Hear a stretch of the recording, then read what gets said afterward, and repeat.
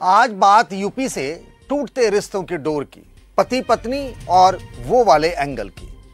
सोनम और राजा रघुवंशी की कहानी क्या सामने आई? ऐसा लगता है कि अब तो ये यूपी के हर शहर की कहानी है। ऐसे ही 5 खबरों को लेकर हम आए हैं जिसमें कॉमन फैक्टर है वो शादी के कुछ दिन होते हैं और उसके बाद पति पत्नी अलग हो जाते हैं, पत्नी अपने प्रेमी के साथ निकल जाती है।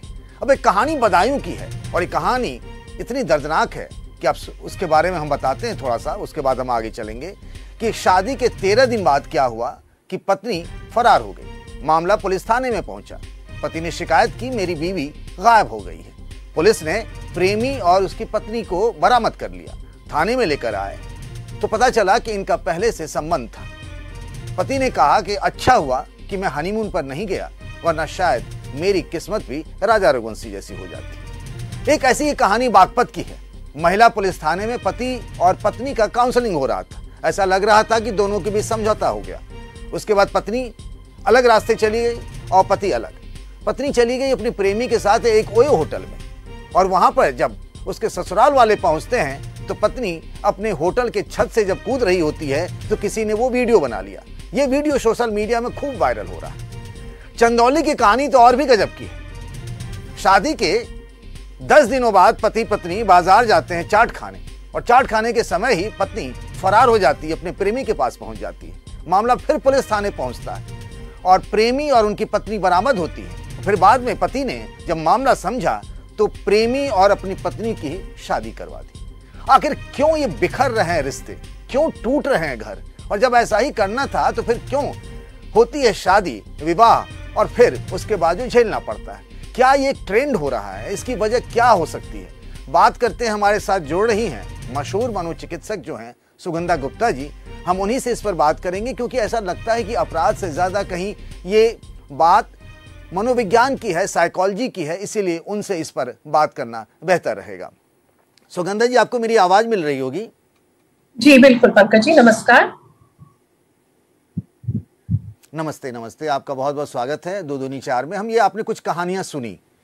सबसे बड़ी बात यह है कि जो बहुत हैरान करने वाली है कि मान लीजिए किसी लड़के का लड़की से संबंध है तो शादी उसी से क्यों नहीं कि आप एक बार शादी कर लेते हैं और उसके बाद आप ससुराल और अपने पति से अलग हो जाती हैं, भाग जाती हैं, रिश्ते आपके बरकरार रहते हैं। ये क्या बताता है?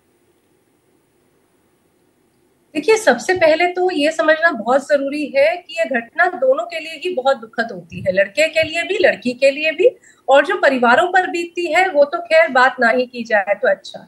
शायद इसका एक सबसे बड़ा कारण ये है कि समय के साथ में जो शादी से या अपने जीवन साथी से जो उम्मीदें हैं वो बदलने लगी हैं। पहले यदि ये माना जाता था कि शादी केवल साथ समय बिताने का, परिवार के वंश को आगे बढ़ाने का, कि औरत की जिम्मेदारी घर संभालनी और पति को बाहर काम करने की है, अब जो यंग लोग हैं, जो यंग कपल है, वो इससे कहीं ज्यादा चीजें शादी में उम्मीद रखने लगे हैं। भावनात्मक जुड़ाव, इमोशनल अटैचमेंट, या बराबरी, या समानता, या कुछ भी कहें। तो जैसे जैसे शादी की उम्मीदें बदल रही हैं, परंतु समाज से वो बदलाव साथ साथ शायद नहीं आ पा रहा है। जैसे आपने बोला कि भाई यदि आप किसी और को चाहते थे तो शादी वहां क्यों नहीं की, आपने यहाँ क्यों की? तो वहां पर शायद जो समाज परिवार की तरफ से दबाव रहता है, दोनों पर ही, लड़के पर भी और लड़की पर भी, वो कहीं ना कहीं एक चीज जो है घातक सिद्ध होती है। फर्क शायद ये आ गया है कि इसको मैं यहाँ एक बात टोकना चाहता था सुगंधा जी।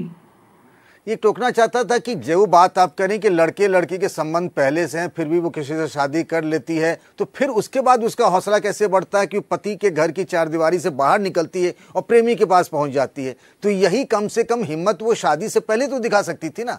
तो ये बात थोड़ी सी एडजस्टिंग नहीं लग रही, मतलब लग रहा है कहीं ना कहीं कुछ डॉट्स हैं इसमें। जी जी, नहीं, आप बिल्कुल ठीक कह रहे हैं। तो यहाँ जो मैं कहना चाहूंगी वो ये है कि देखिए, ये जो जनरेशन कह ले या समाज में जो बदलाव आ रहा है, इसमें एज इट इज इनटॉलरेंस जिसको कहते हैं, सहनशीलता जिसको कहते हैं, या मैच्योरिटी जिसको कहते हैं, उसकी कमी है।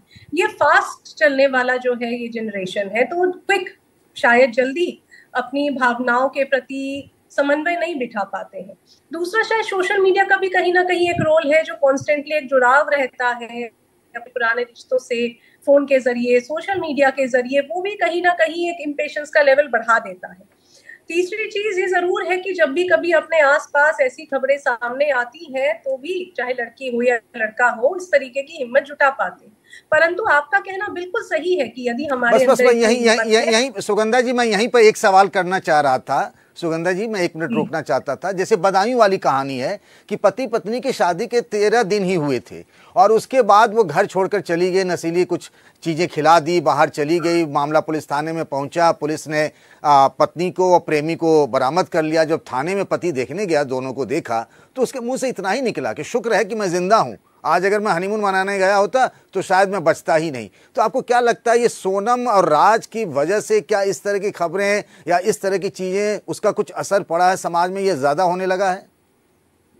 देखिए, ये तो एक जाना माना ट्रेंड है। अगर हम साइकोलॉजी की बात करें तो अक्सर ऐसा देखा गया है कि जब कभी कोई सुइसाइड सामने आता है, बड़े माहौल में समय फैलती हैं ऐसी चीजें, तो आम सोसाइटी में भी ऐसी खबरें फिर ज्यादा दिखने लगती हैं, हरकतें ज्यादा होने लगती हैं। तो कहीं ना कहीं ये जो घटना हुई है उससे लोगों के मन में ये विचार तो शायद आने लगे हैं कि अगर वो कुछ ऐसा कर सकते हैं तो हम क्यों नहीं कर सकते। ये बिल्कुल सही है कि ये बात गलत है, इस तरीके का कदम उठाना बहुत गलत है। यदि हम इतनी हिम्मत रखते हैं कि हम शादी के बाद कुछ ऐसा काम कर सकते हैं तो शादी से पहले ही अपने घर परिवार के साथ बैठकर, अपने दोस्त मित्रों भाई बहनों के साथ बैठकर इसका इलाज निकालना चाहिए, समाधान पहले ही निकालना चाहिए, बजाय इसके कि आगे जाकर के दो परिवार और दो जिंदगी दोनों के लिए ही नुकसानदायक हो।